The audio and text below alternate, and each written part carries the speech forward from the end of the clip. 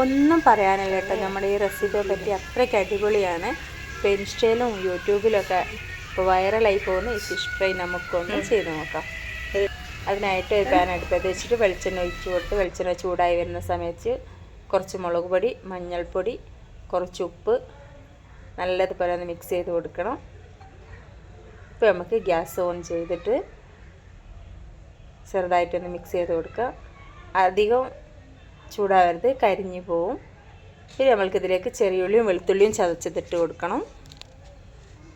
അത് നല്ലതുപോലെ ഒന്ന് മൂത്ത് വരുന്ന സമയത്ത് കുറച്ചധികം തന്നെ കറിവേപ്പില ഇട്ട് കൊടുക്കുക. പിന്നെ നെല്ലിക്ക സൈസിലുള്ള പുളിയും കൂടി ഒഴിച്ച് കൊടുക്കണം. ഇപ്പം നമ്മളെ ഗ്രേവിയൊക്കെ സെറ്റായി വന്നിട്ടുണ്ട്. ഈ സമയത്തിൽ നമ്മളെ കയ്യിൽ ഏതാണോ മീനുള്ളത് അതിട്ട് കൊടുക്കുക.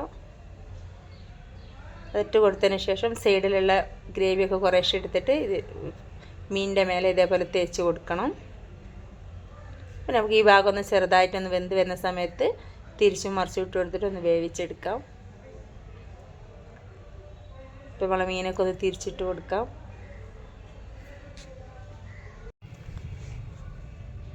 എല്ലാ മീനും ഇതേപോലെ തന്നെ ഒന്ന് തിരിച്ചിട്ട് കൊടുത്ത് വേവിച്ചെടുക്കണം. പിന്നെ നമുക്കൊരു സ്പൂൺ ഉപയോഗിച്ചിട്ട് ആ വെളിച്ചെണ്ണയിലെ ഗ്രേവി മീനിൻ്റെ ഈ സൈഡിൽ അതേപോലെ തന്നെ ഒഴിച്ച് കൊടുക്കാം. ഇപ്പോൾ നമ്മളെ മീനിൻ്റെയൊക്കെ എല്ലാ സൈഡിലും നല്ലതുപോലെ ഗ്രേവിയൊക്കെ ആയിട്ടുണ്ട്. ഒന്നും കൂടി ഒന്ന് വെന്ത് വരണം.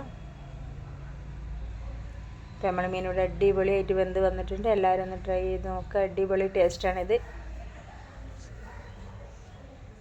ഇതൊരെണ്ണം മതി നമുക്ക് ചോറിൽ കഴിക്കാനായിട്ട്.